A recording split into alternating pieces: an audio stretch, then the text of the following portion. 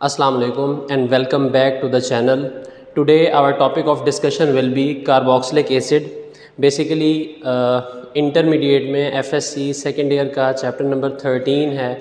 बहुत ज़्यादा इम्पॉर्टेंट है for long questions, for short questions, for MCQs as well as for MD CAT, क्योंकि इसके अंदर एक पोर्शन अमाइनो एसिड्स का है जो कि बहुत ज़्यादा इम्पॉर्टेंट है एंट्री टेस्ट के हवाले से. MCAT में और नस्ट में उसमें बहुत ज़्यादा उसमें से MCQs आया करते हैं. तो इंशाअल्लाह ये सारा चैप्टर हम टॉपिक वाइज डिस्कस करेंगे.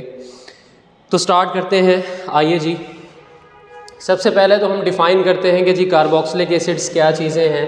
कार्बोक्सिलिक एसिड्स बेसिकली दो फंक्शनल ग्रुप्स की कम्बिनेशन को कहा जाता है, carbonyl group and hydroxyl group. ये दो तरह के हो सकते हैं. ये एलिफेटिक कार्बोक्सिलिक एसिड्स भी हो सकते हैं जिसके अंदर हमारे पास कार्बन एटम्स की एक लंबी चेन यानी कि अल्काइल ग्रुप की फॉर्म में मौजूद हो सकती है. ये दूसरे नंबर पे हमारे पास क्या हो सकते हैं, एरोमेटिक भी हो सकते हैं. मतलब कि इनके अंदर जो है वो एरोमेटिसिटी मौजूद हो सकती है. अगर हम एलिफेटिक कार्बोक्सिलिक एसिड्स की बात करें तो इसकी एग्जांपल में हमारे पास एसिटिक एसिड है जिसका IUPAC नेम एथेनोइक एसिड, और इसे भी रिवाइज़ कर लेते हैं कि हम इनके IUPAC नेम किस तरह से लिखा करते हैं. कार्बोनाइल कंपाउंड्स में जितने भी कार्बोनाइल कंपाउंड्स हैं उनमें आप सबसे पहले नंबर ऑफ़ कार्बन एटम्स गिनेंगे. कार्बोनाइल से आप नंबरिंग स्टार्ट करेंगे, और अगर एसिड्स हैं तो कार्बन एटम्स गिनने के बाद रेस्पेक्टिव अल्केन बनाएंगे. फॉर एग्ज़ाम्पल यहाँ पर दो कार्बन एटम्स हैं तो दो कार्बन एटम वाली अल्केन को क्या कहा जाता है, इथेन. तो इथेन का आखिरी वर्ड यानी ई हमने रिप्लेस करना है OIC एसिड के साथ, तो इसे हम क्या कहेंगे, एथेनोइक एसिड. ठीक हो गया जी. उसके बाद एलिफेटिक कार्बोक्सिलिक एसिड्स या aromatic carboxylic acids, mono carboxylic acids भी हो सकते हैं, डाई कार्बोक्सिलिक एसिड्स भी हो सकते हैं. ऑनवर्ड डिपेंड करता है कि इसके अंदर एसिडिक ग्रुप्स कितने हैं. फॉर एग्ज़ाम्पल हमारे पास ये ऑक्सैलिक एसिड का फार्मूला है, ये हमारे पास डाइओइक एसिड है और इसका IUPAC नेम होगा 1,2-इथेन डाइओइक एसिड. इसी तरह से हमारे पास एरोमेटिक कार्बोक्सिलिक एसिड्स भी हैं जिनका जनरल फार्मूला ये है कि हमारे पास कार्बोनाइल में इस जगह पर कोई फिनाइल ग्रुप मौजूद होगा. जैसा कि सिंपलेस्ट हमारे पास एरोमेटिक कार्बोक्सिलिक एसिड जो है वो कौन सा है, बेंजोइक एसिड है. इसी तरह से 1,2 बेंजीन डाई कार्बोक्सिलिक एसिड जिसे हम फिथैलिक एसिड कहते हैं, ये भी एग्जिस्ट कर सकता है. तो ये एक शॉर्ट सा इंट्रोडक्शन था पहले 2-3 पेजेस का कार्बोनाइल कार्बोक्सिलिक ग्रुप के हवाले से. उसके बाद एक टॉपिक स्टार्ट होता है मेथड ऑफ प्रिपरेशन कि कार्बोक्सिलिक एसिड्स को हम कौन कौन से मेथड्स इस्तेमाल करके प्रिपेयर कर सकते हैं. तो सबसे पहले तो है कि जी oxidation of alcohols and aldehydes. Aldehydes की और एल्कोहल्स की ऑक्सीडेशन नॉर्मल तरीका है, बहुत आसान तरीका है जिसकी मदद से कार्बोक्सिलिक एसिड्स को प्रिपेयर किया जा सकता है. मैं एक ट्रेंड लिखा करता हूँ, एक लाइन लिखा करता हूँ ऑक्सीडेशन की, जो सिंथेसिस के अंदर और कन्वर्जन्स के अंदर ख़ास तौर पे सेकेंड ईयर चैप्टर नंबर 12 में और चैप्टर नंबर 11 में बहुत ज़्यादा कन्वर्जन्स मौजूद हैं. तो उन कन्वर्जन्स को करने के लिए ये जो ट्रेंड है, ये जो लाइन है, ये बड़ी हेल्प आउट करती है कि अगर अल्केन हमारे पास हो और उसकी ऑक्सीडाइजिंग हम उसको ऑक्सीडाइज़ करें, ऑक्सीडेशन करवाएं, उसकी कोई भी ऑक्सीडाइजिंग एजेंट इस्तेमाल कर सकते हैं, तो हमारे पास एल्कोहल्स बनती हैं.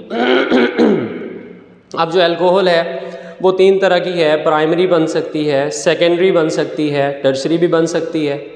अगर हम प्राइमरी अल्कोहल की फ़र्दर ऑक्सीडेशन करवाएं तो एल्डिहाइड बनेगी.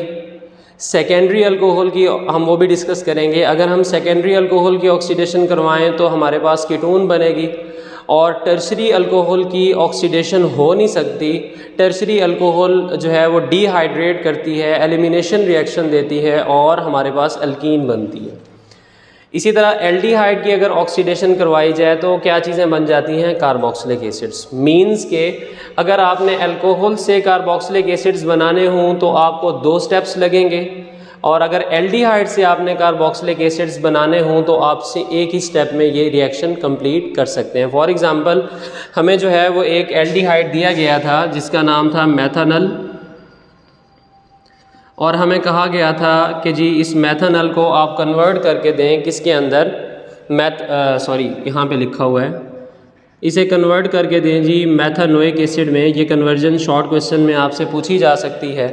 तो हम क्या करेंगे भाई, जनरल फार्मूला ये है कि एल्डिहाइड की ऑक्सीडेशन अगर हम K2Cr2O7 H2SO4 की मौजूदगी में करवाएं तो हमारे पास ऑक्सीडेशन हो जाती है।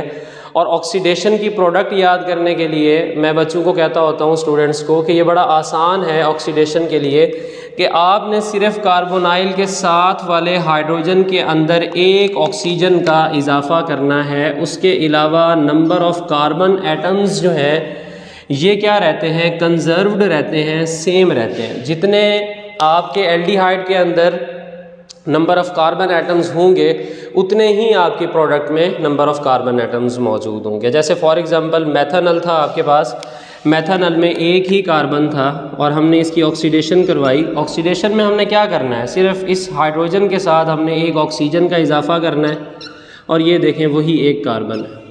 इसे हम फॉर्मिक एसिड भी कहते हैं, मेथानोइक एसिड भी कहते हैं। इसी तरह ये कन्वर्जन भी आ सकती है कि जी एथेनॉल से आप एथेनोइक एसिड बना के दिखाएं, एथेनॉल इससे आप एथेनोइक एसिड बना के दिखाएं तो बड़ा आसान है, ऑक्सीडेशन करवा के हम ये बना सकते हैं। कौन सा रिएक्शन हुआ है देखें, ये कार्बोनाइल कार्बन, ये भी कार्बोनाइल कार्बन, और इसके अंदर सिर्फ हमने किस चीज़ का इजाफा किया है, ऑक्सीजन का इजाफा किया। इसी तरह अल्कोहल से भी हम एसिड्स को सिंथेसाइज कर सकते हैं, लेकिन जैसे मैंने कहा कि अल्कोहल से एसिड्स तक जाने के लिए आपको दरमियान में एल्डिहाइड से गुजरना पड़ेगा। तो पहले स्टेप में फॉर एग्जांपल यहाँ पर हमने एथेनॉल ली। अब देखें एथेनॉल की जब हम ऑक्सीडेशन करवाएंगे तो पहले स्टेप में हमारे पास क्या चीज़ें बनेंगी, एल्डिहाइड्स बनेंगी। अब चूंकि अल्कोहल में 2 कार्बन्स हैं और इस कार्बन की बेसिकली ऑक्सीडेशन होनी है, ये जो आपके पास कार्बन मौजूद है ये वाला, इसकी ऑक्सीडेशन होनी है। तो इसके लिए मैं कहता होता हूँ कि आपने क्या करना है, आपने इस कार्बन से दोनों हाइड्रोजन्स रिमूव कर देने हैं। दोनों हाइड्रोजन्स रिमूव हो गए, डबल बॉन्ड लगाना है, डबल बॉन्ड लगा के ऑक्सीजन लगाना है और साथ में एक हाइड्रोजन लगा देना है। बाकी किसी भी कार्बन को आपने नहीं छेड़ना। जो OH के साथ वाली कार्बन, पहली कार्बन होती है, उस कार्बन की ऑक्सीडेशन करवानी होती है तो आपके पास एल्डिहाइड बन गई। दूसरा स्टेप सेम है, एल्डिहाइड के ऑक्सीडेशन से आप क्या बना सकते हैं, कार्बोक्सिलिक एसिड सिंथेसाइज कर सकते हैं। इसी तरह से दूसरा मेथड हमारे पास अल्केन नाइट्राइल से है। हम अल्केन नाइट्राइल से भी कार्बोक्सिलिक एसिड को सिंथेसाइज कर सकते हैं। ये भी बड़ा आसान सा मेथड है। पहले तो ये देख लेते हैं कि अल्केन, शॉर्ट क्वेश्चन के हवाले से ये बहुत ज़्यादा इंपॉर्टेंट है। पहले तो ये देखते हैं कि अल्केन नाइट्राइल क्या चीज़ है। अगर हमारे पास अल्काइल ग्रुप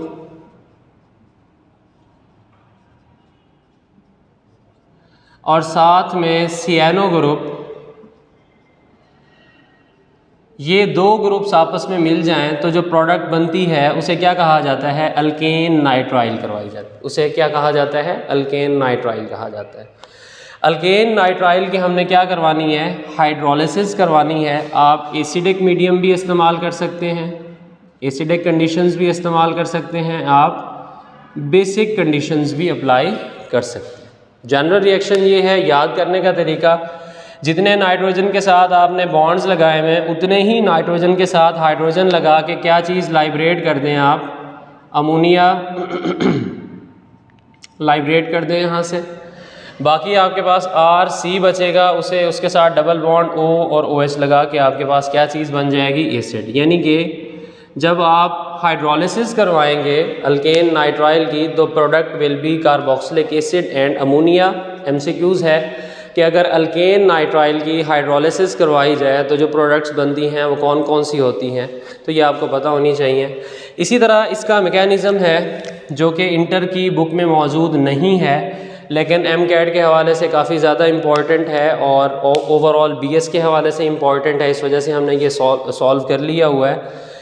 अब इसका जो है वो सबसे पहले हमने यहाँ पर बेसिक कंडीशंस इस्तेमाल की हैं यानी कि ये बेस कैटालाइज्ड रिएक्शंस हैं। देखें बेस जो है वो हमारे पास कार्बन पे अटैक करेगी तो डबल बॉन्ड जो है वो नाइट्रोजन पे शिफ्ट हो जाएगा क्योंकि पाई बॉन्ड है। नेक्स्ट स्टेप में हमारे पास वाटर मौजूद है एक्सेस में, तो नाइट्रोजन ने यहाँ से प्रोटॉन लेना है, NH में कन्वर्ट हो जाना है, जो कि हमारे पास इमीडिक एसिड है। उसके बाद हमारे पास प्रोडक्ट बनेगी। अब चूँकि यहाँ से OH नेगेटिव मौजूद था और OH नेगेटिव क्या करेगा, प्रोटॉन निकालेगा। यहाँ से प्रोटॉन जब निकल जाएगा कार्बन और ऑक्सीजन के दरमियान में डबल बॉन्ड, तो ये वाली प्रोडक्ट बनेगी। इसी तरह से नेक्स्ट स्टेप में फिर वाटर ने आना है, NH नेगेटिव ने यहाँ से प्रोटॉन निकालना है और NH2 में कन्वर्ट हो जाना है, जो कि हमारे पास एसिड अमाइड है। अब बेसिकली हमने इस NH2 को यहाँ से रिमूव करवाना है। यहाँ से अब बेस लाइब्रेट हुई थी OH नेगेटिव, वो अगेन अटैक करेगी कार्बोनाइल के ऊपर एज अ न्यूक्लियोफाइल, और इस तरह से हमारे पास ये वाली प्रोडक्ट बन जाएगी। अब इस प्रोडक्ट से हमने NH3 को निकालना है बाहर। NH2 को निकाला नहीं जा सकता क्योंकि नॉर्मली नाइट्रोजन जो है वो नाइट्रोजन ने जो है वो 3 बॉन्ड्स बनाए हुए हैं। अब यहाँ पे 2 सिचुएशंस हैं, 2 पॉसिबिलिटीज़ हैं। आप यहाँ पे टॉटोमराइजेशन भी करवा सकते हैं, यानी कि नाइट्रोजन के लोन पेयर्स जो है वो क्या कर सकते हैं, प्रोटोनेशन ना करवाएं, ये भी करवाई जा सकती है, यानी कि टॉटोमराइजेशन का भी हमारे पास ऑप्शन मौजूद है। और दूसरा ये है कि आप इसी पॉइंट के ऊपर क्या करवा दें, इसकी प्रोटोनेशन करवा दें NH3 पॉजिटिव की फॉर्म में। अब ये वाला बॉन्ड काफ़ी पोलर हो चुका है, ऊपर से जैसे ही डीलोकलाइजेशन होगी नेगेटिव चार्ज वापस पाई इलेक्ट्रॉन्स की फॉर्म में, पाई बॉन्ड की फॉर्म में कार्बन और ऑक्सीजन के दरमियान में कार्बोनाइल बनाने आएगा, तो NH3 निकल जाएगी। यानी 2 प्रोडक्ट्स आप जो चाहते थे वो आपने क्या कर ली हुई हैं, बना ली हुई है। अब दूसरा क्वेश्चन ये आ सकता है, ये भी शॉर्ट क्वेश्चन है, इंटर के हवाले से बहुत ज़्यादा इंपॉर्टेंट है कि अल्केन नाइट्राइल किस तरह से सिंथेसाइज होती हैं। सिर्फ आपने रिएक्शन लिखना है। ऑर्गेनिक रिएक्शन में मैं हमेशा कहता होता हूँ कि आपने सिर्फ रिएक्शन भी लिख लें तो भी बात कंप्लीट हो जाती है।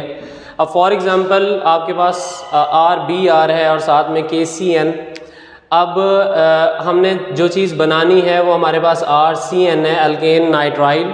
तो Br और K यहाँ से निकलेंगे, किस फॉर्म में निकलेंगे, KBr की फॉर्म में निकलेंगे और RCN बन जाएगा, जो कि हमारा रिक्वायर्ड प्रोडक्ट था। इसी तरह से तीसरे नंबर पे हम ग्रिग्नार्ड रिएजेंट्स को इस्तेमाल करके भी क्या चीज़ सिंथेसाइज कर सकते हैं, कार्बोक्सिलिक एसिड सिंथेसाइज कर सकते हैं, और यह भी बड़ा आसान सा रिएक्शन है। हमेशा मैं कहता होता हूँ कि ग्रिग्नार्ड रिएजेंट का रिएक्शन अगर आपने याद करना है तो ग्रिग्नार्ड रिएजेंट में मैग्नीशियम के साथ वाला बॉन्ड अटैक करेगा नेक्स्ट रिएजेंट के पार्शल पॉजिटिव चार्ज वाले हिस्से के ऊपर या फिर पॉजिटिव चार्ज वाले हिस्से के ऊपर। ये यूनिवर्सल है, मींस के आपके पास ग्रिग्नार्ड रिएजेंट मौजूद है और ये अल्काइल ग्रुप है, जितनी मर्जी लंबी चेन हो फ़र्क नहीं पड़ता, आपने सिर्फ ये वाला बॉन्ड यहाँ से तोड़ के सीधा किसके साथ लगा देना है, कार्बन के साथ। अब जैसे ही कार्बन के साथ ये बॉन्ड लगेगा, इसके तो 4 बॉन्ड्स पूरे हैं, 5वां कैसे बनेगा, क्योंकि ऑक्सीजन और कार्बन के दरमियान एक सिग्मा है और एक पाई बॉन्ड, तो पाई बॉन्ड जो है डीलोकलाइज होगा, ऑक्सीजन के ऊपर एज अ नेगेटिव चार्ज चला जाएगा। अब यहाँ से MgBr निकला है जिस पे पॉजिटिव चार्ज है Mg के ऊपर, तो एज अ काउंटर आइन O नेगेटिव के साथ MgBr मौजूद रहेगा। नेक्स्ट स्टेप में हमेशा हाइड्रोलिसिस होगी, पानी आएगा और नेगेटिव चार्ज जो है यहाँ से प्रोटॉन लेके किस में कन्वर्ट हो जाएगा, कार्बोक्सिलिक एसिड्स में, और OH नेगेटिव Mg के साथ अटैक करके क्या चीज़ बना लेगा, MgBrOH। एक कन्वर्जन आ सकती है कि how will you prepare acetic acid using Grignard reagent. Grignard reagent इस्तेमाल करके आप एसिटिक एसिड कैसे बना सकते हैं। तो अब देखें बेटे, जो हमारे पास एसिटिक एसिड है उसमें 2 कार्बन्स हुआ करती हैं, ये एक और ये दूसरी। तो इसका मतलब है कि रिक्वायर्ड प्रोडक्ट में 2 कार्बन्स होनी चाहिए।